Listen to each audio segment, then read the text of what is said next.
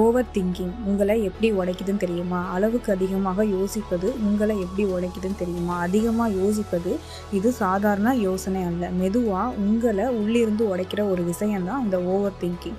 யாருக்கும் தெரியாமல் நீங்களே உங்களை கஷ்டப்படுத்திக்கிற ஒரு விஷயம்தான் இந்த ஓவர் திங்கிங். நீங்கள் பலவீனம் இல்லை, ஆனால் நீங்கள் நிறையா யோசிக்கிற அந்த விஷயந்தான் உங்களை பாதிக்குது. ஒரு சின்ன விஷயத்தை கூட நீங்கள் அதிகமாக யோசித்து அதை பெரிய பிரச்சனையாக மாற்றுவீங்க. அவங்க அப்படி பேசினாங்கன்னா என்ன அர்த்தம்? நான் இப்படி சொன்னது தவறா? அவன் என்ன நினைப்பான்? அவங்க என்ன நினைப்பாங்க? இந்த கேள்விகளுக்கு எல்லாமே பதில் கிடைக்காம இருந்தாலும் உங்களோட மனசு மட்டும் நிற்கவே மாட்டேங்குது.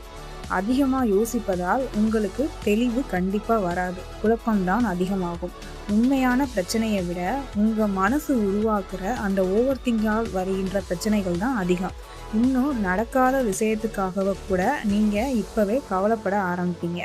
தூங்குற நேரத்தில் கூட உங்கள் மனசு ஓய்வெடுக்க மாட்டேங்குது. ஒரு சம்பவம், ஒரு தவறு, ஒரு சின்ன விஷயம் கூட மீண்டும் மீண்டும் மீண்டும் நினைவுக்கு வரும். அதுதான் ஓவர் திங்கிங்.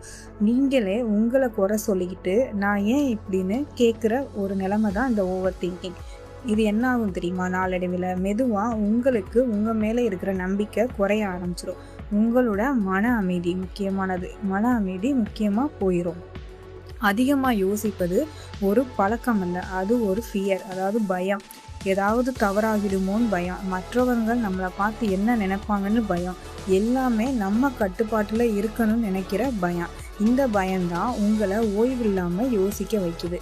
ஆனால் உண்மை என்னன்னா, இந்த ஓவர் திங்கிங்னால் வாழ்க்கை நம்ம நினைக்கிற மாதிரி எப்போவுமே நடக்காது. ஒரு அளவுக்கு மேல் யோசித்தா அது எதுக்குமே உதவாது, நம்மளை அழிக்க ஆரம்பிச்சிடும். தெளிவு வேண்டும்னா நம்ம ஓவர் திங்க் பண்ணுறத கொஞ்சம் குறைக்கணும், அதிகமாக யோசிக்கிறத கொஞ்சம் குறைக்கலாம். நம்மளோட செயல்பாடு தான் இதில் முக்கியம். நீங்களே உங்களை கேளுங்க, நான் என்னோட பிரச்சனைக்கு தீர்வு தேடுறேனா இல்லை தேவையில்லாமல் ஓவர் திங்க் பண்ணி யோசிக்கிறேனா?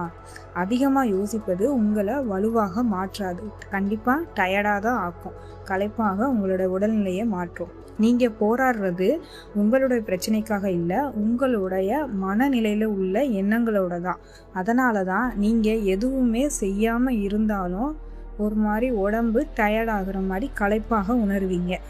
உங்களோட மனசு உங்களுக்கு நண்பனாக இருக்கணுமே தவிர எதிரியாக என்றைக்குமே இருக்கக்கூடாது. யோசிப்பது தவறில்லை.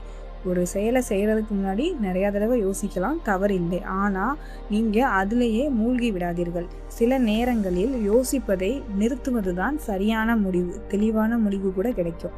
ஏன்னா நமக்கு மன அமைதி தான் முக்கியம். இந்த மாதிரியான ரியல் லைஃப் ஸ்டோரிஸ் உங்கள் லைஃபோட கனெக்ட் ஆகும்னு நம்புகிறேன். என்னோட கீர்த்தி ரியல் டாக் யூடியூப் சேனலை சப்ஸ்கிரைப் பண்ணுங்கள், லைக் அண்ட் கமெண்ட் பண்ணுங்கள், உங்கள் ஃப்ரெண்ட்ஸ்க்கெலாம் ஷேர் பண்ணுங்கள். தேங்க்யூ.